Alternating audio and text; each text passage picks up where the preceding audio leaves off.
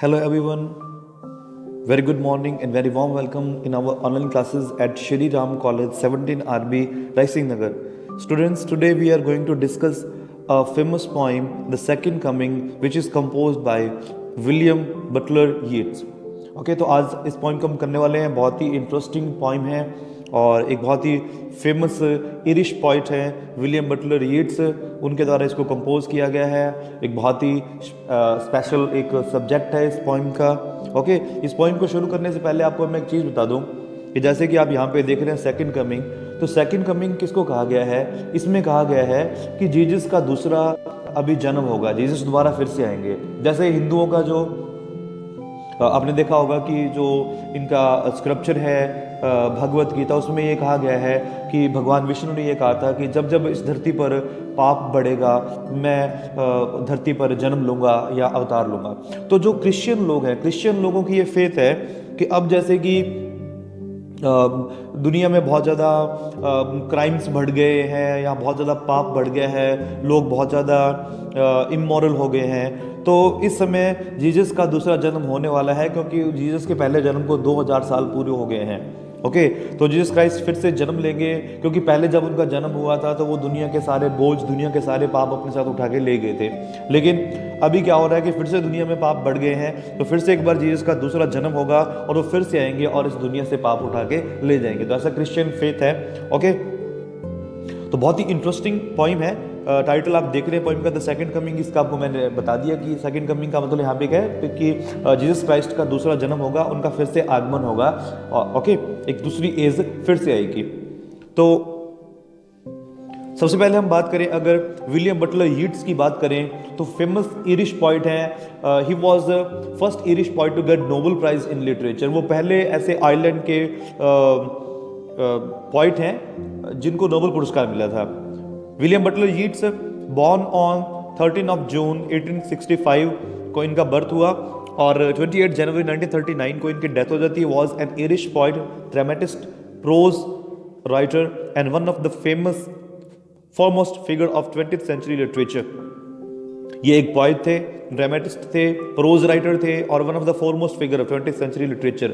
20th century literature के अंदर एक बहुत ही फेमस एमिनेंट पर्सनैलिटी रहे हैं विलियम बटलर यीट्स। अब देखिए यहाँ पे मैंने इनके बारे में बताया कि ये ड्रामेटिस्ट थे, तो इन्होंने अपने कुछ फ्रेंड्स के साथ मिलके आयरलैंड के अंदर एबे थिएटर को इन्होंने इस्टेब्लिश किया था। ओके एबे थिएटर वाज एस्टेब्लिश्ड और founded by William Butler Yeats and by his companions. A pillar of the Irish literary established, he found to Abbey Theatre and in his later years served 2 terms as a senator of the Irish Free State। यहाँ पे बता दिया आपको मैंने पहले कि एबे theatre को इन्होंने एस्टेब्लिश किया था और साथ ही में ये सीनेटर भी रहे थे इरिश फ्री स्टेट के अंदर। ओके जैसे हमारे यहाँ पे इंडिया में आप देख रहे हैं कि यहाँ पे एमएलए एमपीज होते हैं, तो वैसे ही फ्री स्टेट में सीनेटर होते हैं आयरलैंड के अंदर, तो ये सीनेटर भी रहे हैं। यहाँ पे आप देख रहे हैं तो सब और शॉर्ट में बात कर लेते हैं कि जैसे इनका जो बर्थ है वो डबलिन में हुआ था 1865 के अंदर। डेथ इनकी मेंशन फ्रांस के अंदर हुई थी 1939 के अंदर। He went to school in metropolitan school of art Dublin, जहाँ पे उन्होंने अपना सारा अडल्ट लाइफ है वो वहीं पे उन्होंने स्पेंड किया। He is buried in Drumcliff in cost Sligo, this is also known as Yeats country. Sligo के अंदर इनको बुराइड किया गया, मरने के बाद इनको वहां दफनाया गया, बुराइड किया गया स्लाइगो के अंदर, जिसको कि यीट्स की कंट्री भी कहा जाता है। His most famous poem is the Lake Isle of Innisfree, इनकी बहुत ही फेमस पोइम रही है। He was considered one of the greatest poets in the 20th century. 20th century के अंदर इनको बहुत सारे जो ग्रेटेस्ट पोइट्स हैं उनमें से माना जाता है। Yeats was awarded a Nobel prize in 1923, however his greatest works were written after he got the award. 1923 के अंदर he became the first Irish poet to get Nobel prize in literature. पहले ऐसे पोइट बने जिनको Nobel के अंदर literature prize मिला, और हालांकि इनके जो फेमस वर्क्स थे वो नोबेल प्राइज मिलने के बाद ही इन्होंने कंपोज किए। तो अगर अपने इनकी इस पोइम की स्पेशली अगर अपनी बात करें द सेकंड कमिंग की, तो सेकंड कमिंग है उसको कंपोज किया गया था 1919 के अंदर, और पहली बार ये जो पोइम थी वो पब्लिश कहाँ हुई थी? द डायल नाम की एक मैगजीन थी। यहाँ पे आप देख रहे हैं द डायल नाम की एक अमेरिकन मैगजीन थी, उस मैगजीन के अंदर इस पोइम को पहली बार पब्लिश करवाया गया 1920 के अंदर, और later published in 1921 in Michael Robartes and the dancer. फिर बाद में इस कलेक्शन के अंदर इस पोइम को फिर से पब्लिश करवाया गया 1921 के अंदर। और अगर अपने इस पोइम की फॉर्म की बात करें तो इस पोइम को कंपोज किया गया ब्लैंक वर्ड्स के अंदर। ब्लैंक वर्ड्स क्या होता है स्टूडेंट्स? इसको अपने फ्री वर्ड्स भी कहते हैं, जिसके अंदर किसी भी राइम स्कीम को फॉलो नहीं किया जाता है, किसी भी मीटर को फॉलो नहीं किया जाता है, फ्री स्टाइल के अंदर इसको लिखा जाता है। ओके, तो अब जैसे आपको मैं और बताऊं इनके बारे में, W.B. यीट्स के बारे में, तो जैसे द वाइल्ड स्वान एट कूले इनका बहुत ही फेमस वर्क रहा है। ओके, तो ज़्यादा टाइम ना वेस्ट करते हुए आइए शुरू करते हैं हमारी इस बहुत ही फेमस, बहुत ही इंटरेस्टिंग पॉइंट को, द सेकंड कमिंग, जिसके अंदर आपको मैंने बता दिया है कि दुनिया के अंदर बहुत ज़्यादा जो क्राइम बढ़ गया था, लोग एक दूसरे को मार रहे हैं, तो मतलब इमोरलिटी चारों ओर है। तो जीसस फिर से आएंगे और उन सभी पाप और बोझ को उठा के लेके जाएंगे। W.B. यीट्स का ऐसा मानना है। W.B. यीट्स थोड़ा पर्सनल भी इस पॉइंट से उनका आप ये के रेफरेंस देता हूं मैं कि उस समय एक तो आयरलैंड के अंदर डोमेस्टिक वॉर चल रहा था, वहां पे डोमेस्टिक वॉर चल रहा था जिसकी वजह से वो बहुत ज़्यादा अपसेट थे। ओके, और दूसरा ये था कि अभी फर्स्ट वर्ल्ड वॉर खत्म ही हुआ था, क्योंकि 1914 से लेकर 1918 तक जो फर्स्ट वर्ल्ड वॉर चला था, यू नो स्टूडेंट्स, तो उस समय भी बहुत ज़्यादा लाखों लोग मारे गए थे। ओके, बहुत मतलब मैसेक्रे हुआ था, बहुत सारे लोग मारे गए थे, तो उसका भी इफेक्ट है। W.B. यीट्स उस बात से बहुत दुखी हैं। एक तो ईस्टर रिबिलियन हुआ था, डोमेस्टिक वॉर चल रहा था आयरलैंड के अंदर, उससे पहले अभी इस पोइम के कंपोज करने से 1 साल पहले ही फर्स्ट वर्ल्ड वॉर अभी फिनिश ही हुआ था। तो इन दोनों चीज़ों से बहुत ज़्यादा दुखी थे, बहुत ज़्यादा सैड थे W.B. यीट्स, और वो चाहते थे कि जीसस फिर से आए और दुनिया से फिर से पाप को उठा के लेके जाए, ताकि हम फिर से मॉरल बन पाए। ओके, तो चलिए शुरू करते हैं हमारी इस पॉइंट को। Turning and turning in the widening gyre. अब पहली लाइन में क्या कह रहा है? देखिए, जायर का मतलब क्या होता है? घेरा होता है। जायर का मतलब क्या होता है? घेरा। कहता है एक घेरा जो कि टर्निंग एंड टर्निंग घूम रहा है और घूमते घूमते और ज्यादा बड़ा हो रहा है। वाइडनिंग का मतलब बड़ा हो रहा है वो घेरा।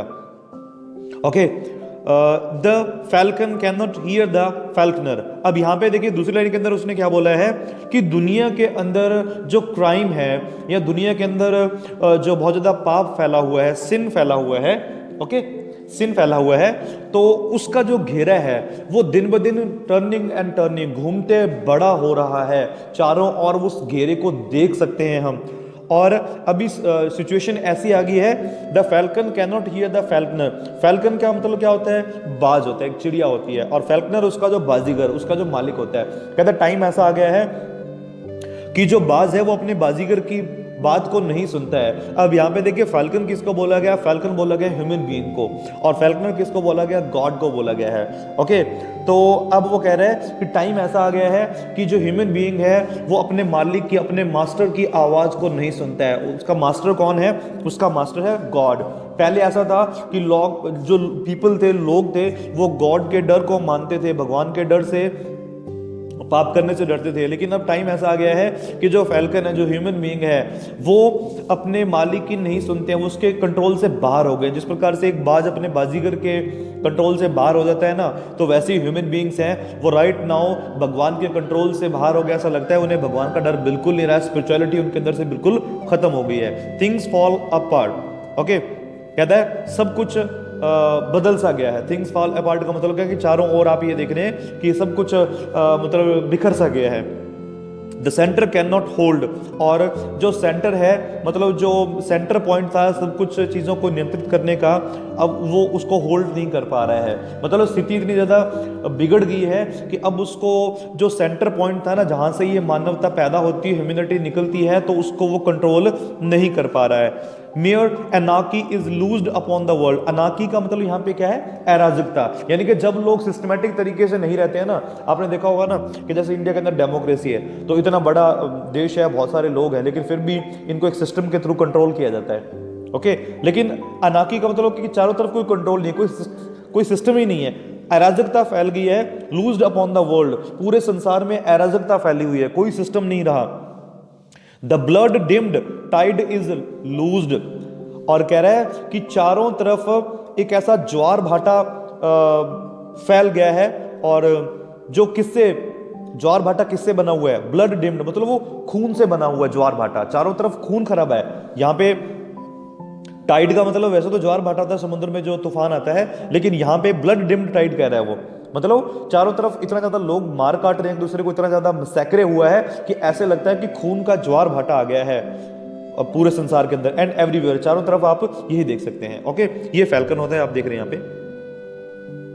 फिर कहता है the ceremony of innocence is drawn, और कह रहा है कि जो सेरेमनी ऑफ इनोसेंस यानी कि मासूमियत, ऐसा लगता है कि उसमें डूब गई है, कि वो जो खून का ज्वार भाटा है ना, जो ब्लड डिम्ड टाइड है, और मासूमियत उसके अंदर डूब के मर गई है। यहां फर्स्ट लाइन के अंदर आप देख रहे हैं the ceremony of innocence is drawn, कि जो मासूमियत है वो उसके अंदर डूब के मर गई है। The best lack of all conviction, okay, देखिए कन्विक्शन का मतलब यहां पे फेथ है, और कह रहा है कि जो लैक ऑल कन्विक्शन, कि चारों तरफ जो एक अच्छी फेथ है, जो आस्था है, उसकी कमी है। While the worst are full of passionate intensity, लेकिन वही जो बुरे लोग हैं वो पूरे जोश के साथ, पैशनेट इंटेंसिटी मतलब पूरे अपने जोश के साथ पाप को फैला रहे हैं। पहले लिखा है ना the best lack all conviction, कि जो अच्छे लोग हैं, जो भगवान को मानने वाले हैं, उनके अंदर आस्था धीरे धीरे कम हो रही है। कन्विक्शन का मतलब यहाँ पे फेथ है, कम हो रही है।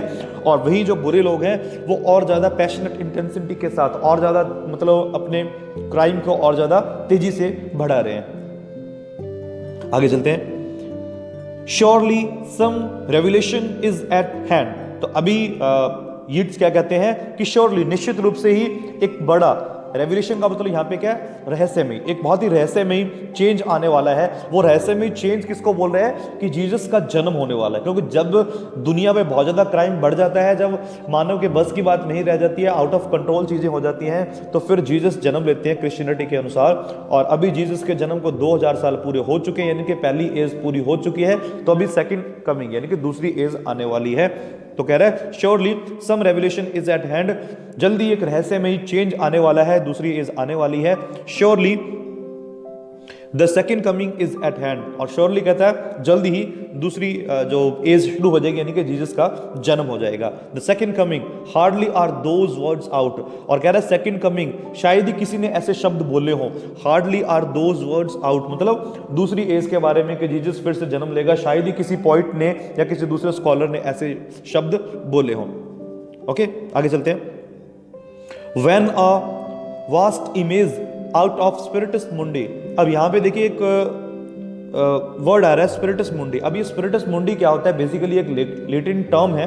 ओके, स्पिरिटस मुंडी हम किसको बोलते हैं, एक ऐसा फिगर होता है जिसका जो फेस होता है, हेड तो लॉइन का होता है, लेकिन सॉरी जो उसकी बॉडी होती है वो तो एक ह्यूमन बीइंग की तरह होती है, और उसका जो हेड होता है वो एक लॉइन की तरह होता है, जिसको स्फिंक्स भी कहते हैं। क्या कहते हैं, स्फिंक्स भी कहते हैं। तो जैसे आप यहाँ पे डायग्राम में देख रहे हैं, ये एक स्पिरिटस मुंडी है, और कह रहा है कि दूर कहीं मैं एक वास्ट इमेज देख रहा हूँ, एक मैं इमेज देखी, और उस इमेज में मैं क्या देख रहा हूँ, एक स्पिरिटस मुंडी को देख रहा हूँ। स्पिरिटस मुंडी का मतलब यहाँ पे क्या है, एक बहुत ही विशाल, एक आप ये कहें कि एक एनिमल टाइप ऑफ इमेज है, जिसके अंदर उसका हेड तो लॉइन का है, बॉडी उसकी ह्यूमन बीइंग की है।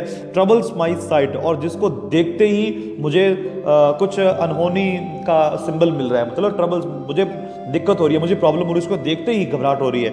Somewhere in sands of the desert, दूर कहीं रेगिस्तान की रेत में उस स्पिरिटस मुंडी को, उस स्फिंक्स को मैं आता हुआ देख रहा हूं। उसकी एक विशाल इमेज, एक बड़ी इमेज मेरे सामने दिखाई दे रही है। A shape with lion body, और जिसका अब यहाँ पे देख रहे हैं स्पिरिटस मुंडी कि इसकी जो शेप विद लॉइन बॉडी, इसका जो लॉइन की तरह इसका शरीर होता है, हेड ऑफ ए मैन, और इसका जो हेड होता है वो एक मैन का होता है, जिसको स्फिंक्स भी कहते हैं। क्या कहते हैं, स्फिंक्स भी कहते हैं।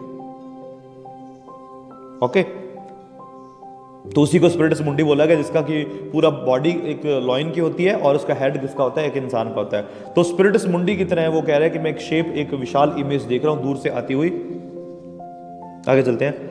A gaze blank and pitiless as the sun, और कह रहा है कि जिस तरीके से रेगिस्तान के अंदर जो सूरज होता है ना, जो सूर्य होता है वो पिटीलेस मतलब बहुत निर्दयता से चमकता है, क्योंकि रेगिस्तान के अंदर आपने देखा होगा कि जो सैंड होती है ना वो बहुत ज़्यादा जल्दी गर्म हो जाती है, क्योंकि उसके जो पार्टिकल्स होते हैं वो बहुत ज़्यादा थिक होते हैं, मोटे होते हैं, तो जिस वजह से जल्दी गर्म होती है। तो कह रहा है जिस प्रकार से सूरज रेगिस्तान में बहुत तेज़ी से चमकता है, निर्दयता से चमकता है, तो वैसे ही वो इमेज चमक रही है और गेज ब्लैंक है ना, और उसको देखते ही मतलब आंखें अपने आप बंद हो जाती हैं, ब्लैंक होना शुरू हो जाती हैं। It's moving it's slow thighs, और कह रहा है कि वो धीरे धीरे हमारी ओर ही बढ़ता आ रहा है, अपनी थाइज को, अपनी थाइज आप समझते हैं हमारी जो जांघ होती है उनको वो धीरे धीरे मूव कर रहा है। While all about it reel shadows of the indignant desert birds. अब इंडिग्नेंट का मतलब क्या होता है? एंग्री। और कह रहा है कि जैसे ही जो आसमान के अंदर, जो रेगिस्तान के अंदर पक्षी उड़ रहे हैं वो बहुत ही नाराज लग रहे हैं, बहुत ही एंग्री लग रहे हैं, क्योंकि जैसे ही वो उस इमेज को देखते हैं ना तो वो आसमान में उड़ना शुरू कर देते हैं गुस्से में, और उनकी शैडोज नीचे बनती हैं। द डार्कनेस ड्रॉप्स अगेन, अंधेरा फिर से होने वाला है। But now I know that 20 centuries of stony sleep, लेकिन अब मैं जानता हूं कि जो 20 शताब्दियों की जो स्टोनी स्लीप है, स्टोनी स्लीप का मतलब क्या है कि 2000 साल हो गए हैं कि जीसस को जन्म लिए हुए, अब फिर से लोगों के बीच में पाप बढ़ गया था। तो कह रहा है कि 2000 साल की जो स्टोनी स्लीप को मैं देख रहा हूं कि फिर से वो टूटने वाली है।